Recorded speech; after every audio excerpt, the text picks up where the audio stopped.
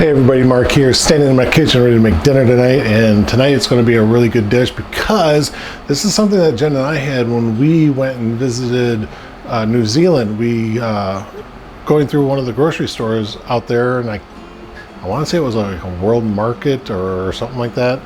But anyway, over there they do little satchels, little packets of ingredients, like a seasoning mix already made up.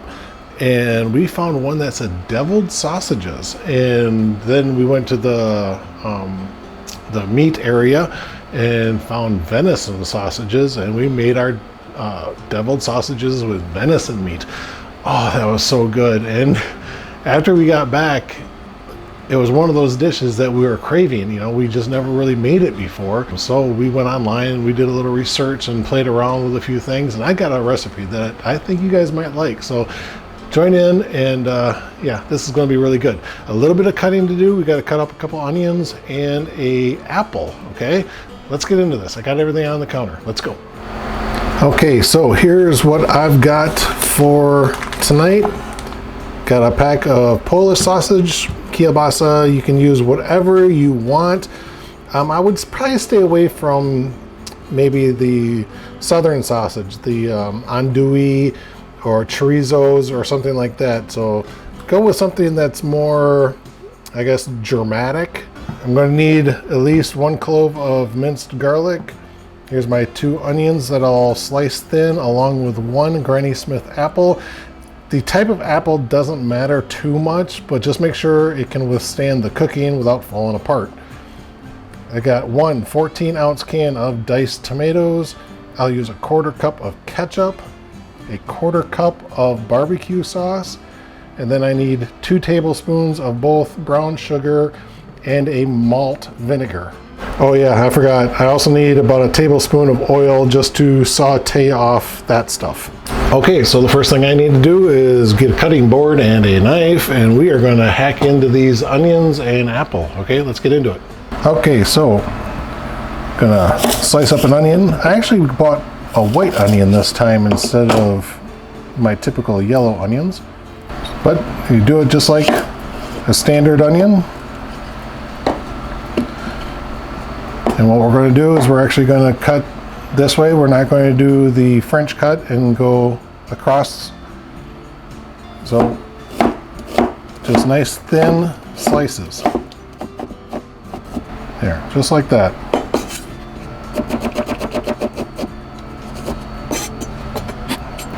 Okay, so that's 1 onion down, 1 more to go.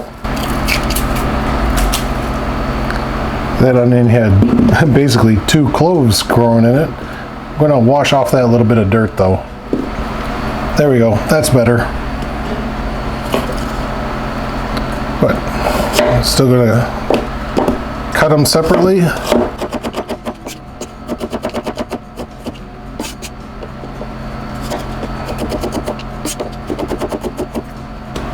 All right, here's all the onion done. Okay, now to do the apple, I've got an apple slicer corer thing. Oop, sliding around on me. So, now these are, decent slices, but I want to make them smaller and just throw away the core. So I'm going to probably get 2 to 3 more slices off of each piece of apple, and maybe I'll just try to do 2. So I'll just cut each one of these in half.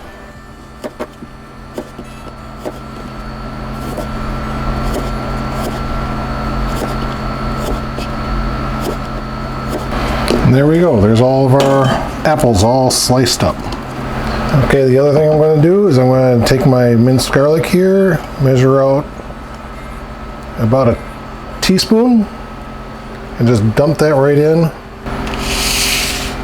But now, what I would like to do is I think I want to pre-cut my sausages. So this is a 14-ounce packet. You can get up to a 16-ounce, and I think the recipe will work out just fine as well. Now, Jen likes hers cut nice and fancy on a bias. That means that you don't cut straight across, you put it at an angle. That way you get a little bit bigger piece.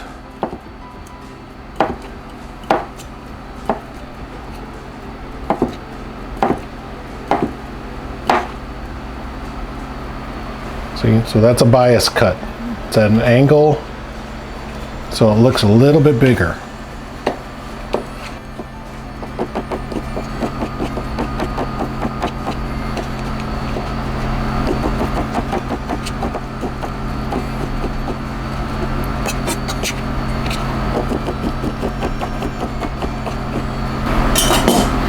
Now, if I would have to say that, that's probably about a 1/4 inch slice right there. All right, now I'm going to come over here and get my oven preheating to 350 degrees. Okay guys, so what I'm going to do now is just mix up my sauce ingredients.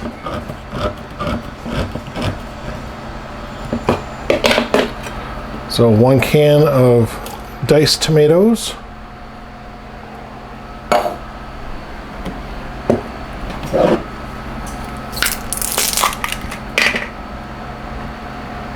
A 1/4 cup of barbecue sauce. Now this is the simplicity of this recipe. All your flavors coming off of this barbecue sauce. So there's that. I'm going to set this for another 1/4 cup because I'm going to measure out the ketchup. Oops.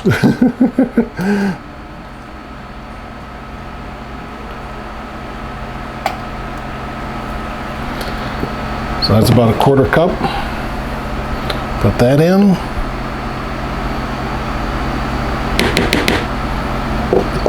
All right. Now I'm going to need 2 tablespoons packed. So when you scrape it, you know, when you get it all fluffy like that, you get it and you really pack it in to that measuring spoon. So there's 1. And there's 2. Then I need 2 tablespoons. Take that off.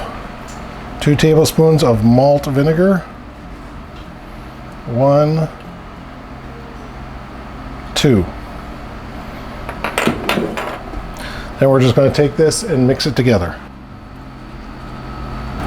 And that's it. That's all we needed to do. All right, let's get the stuff down here all sauteed off. All right, so what I'm going to do now is I'm going to start preheating my pan. I'm going to actually make this a saute, so I'm going with high heat. And I'm just going to put about a tablespoon of some oil in there.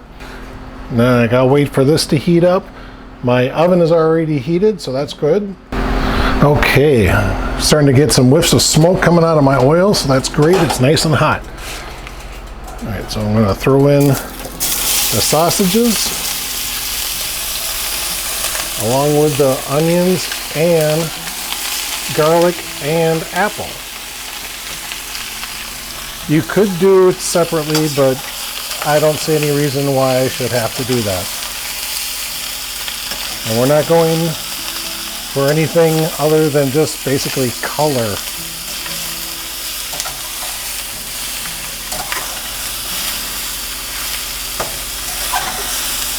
I mean, look at that. You can see as soon as it hit the pan, got a little caramelization going right there. That's how hot the pan was. That's exactly what I was wanting. And we're going to cook this until it's basically just heated through. I don't want the apples to become mush. And we want to try to break them apart. I don't want the slices sticking together.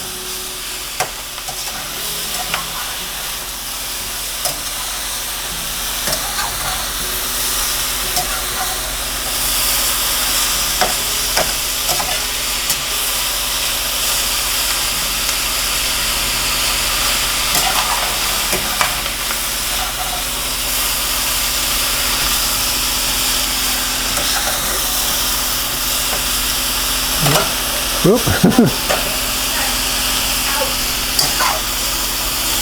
Oh man, this smells so good. And I've just about got it where I want it. Basically, a little bit of the moisture is starting to come out of the onions, and it's actually collecting in the sauce, combining with the oils from the meat that are kind of seeping out. So it's like deglazing the bottom of the pan as I'm cooking. And so all those little fond bits are actually going to be in the final dish.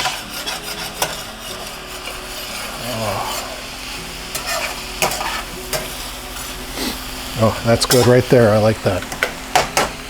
All right, cut my heat off. This is my casserole dish. I'm going to dump everything right into the casserole dish, just like this. Oh. And then finally, all we have to do is mix in this little bit of sauce that we made. And we're just going to dump that right over the top.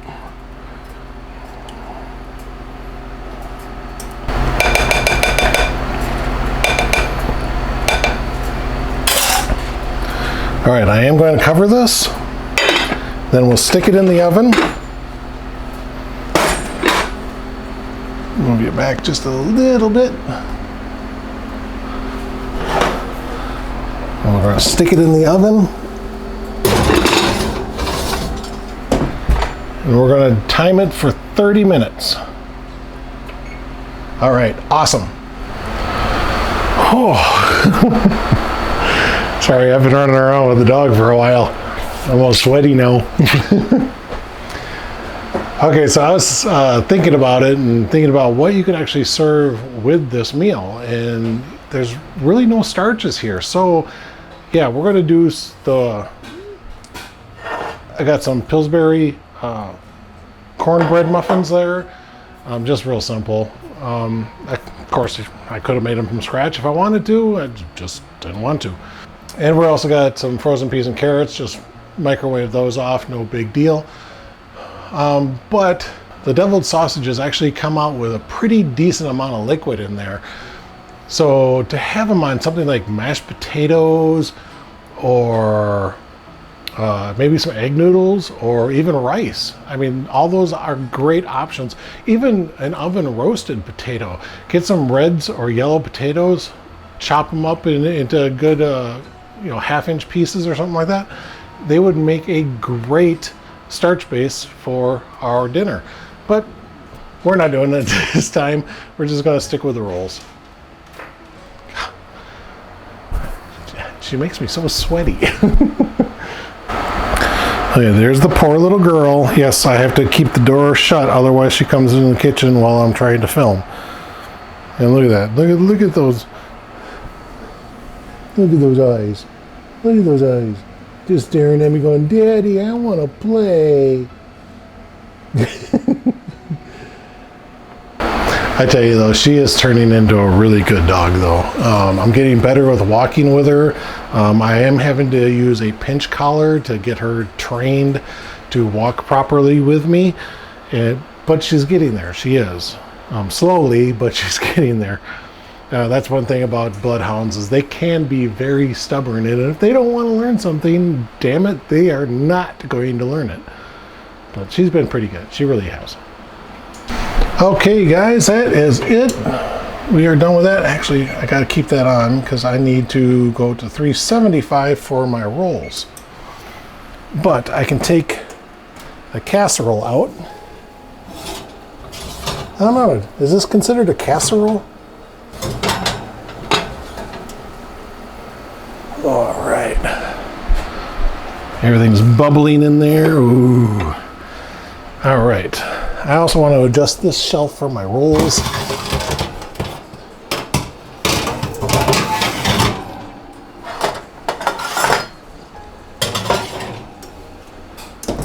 And those only take 15 minutes. All right, and then at the 5-minute mark, just before that's done, I'll put these into the microwave and get them cooked off. Oh, that smells really good though. God, really good. Okay, so my rolls are just about done. I'm gonna put these in. Well, actually there's like 11 minutes left. I know I said I was waiting until 5, but I'm gonna do 5 minutes now, stir it to make sure that everything is kind of getting rotated in there, because the microwave doesn't always heat consistently all through everything. So I want 5 minutes now. I'll stir it up. I'll do another 5 minutes. Then that should be done when the rolls are done. Oh, by the way, if you guys are wondering about the t-shirt, I was just playing on Vistaprint one day and kind of came up with this little idea of having a logo shirt. Right now, I don't plan on doing anything with it as far as, you know, marketing or anything like that. I really don't want to get into that part of YouTube. I just like making my videos, and I like the comments and everything. You know, the likes and, you know, sharings and all that other stuff. I just don't know if I want to do merchandising. Okay, so that was my first 5 minutes. I'm going to pull these out. Now I did put a little bit of butter in here, but I did not put any salt or pepper in here. Basically because Jen's eating with us tonight, and I don't want her to have the sodium. So yeah. So just a little stir there. Another 5 minutes. Okay, guys. Looks like looks like these rolls are done. Oh, and that's done. So, nice golden rolls there.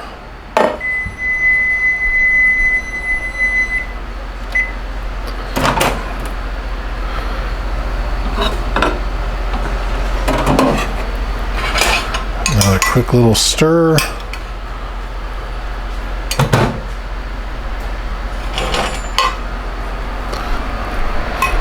And of course, some peas and carrots. All right, let's eat.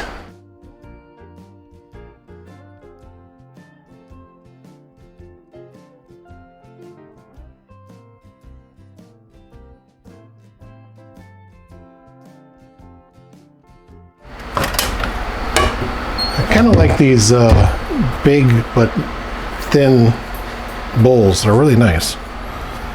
All right, so I'm actually going to start down here with the main dish.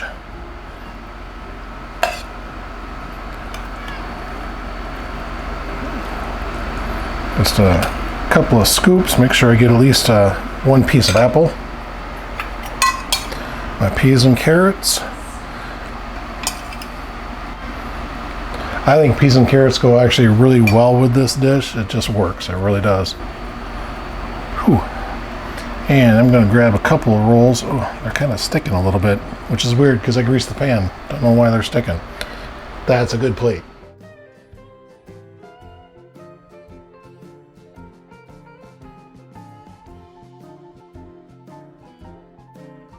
There you go, guys. Oh, this is so good.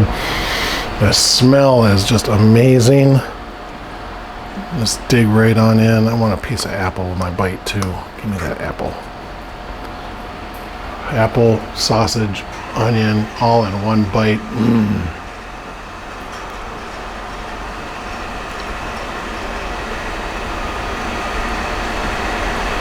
Mmm. That is really, really good. Oh, still a little warm too, even though it sat for 15 minutes while the rolls baked off. Mmm.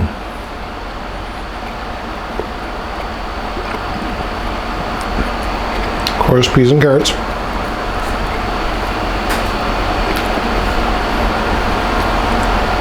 And because of all that liquid that sits in the bottom of the bowl with the bread in there, just kind of sucks it up. Mmm.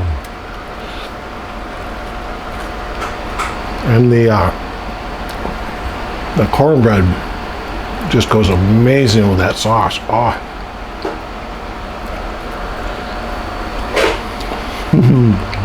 That's really good, guys. Excellent, excellent meal. You guys have got to try it. And there's nothing else I can say about it. This is almost identical to what we had in New Zealand. The sausage is way different. We used a venison sausage in New Zealand, where this is just a standard Polish sausage. But the taste is great. I love it. I might have to go back in. I didn't get many apples. I only got the one piece. So, gotta try this one, guys. Gotta try it. Excellent. Thanks for watching, guys. See you on the road.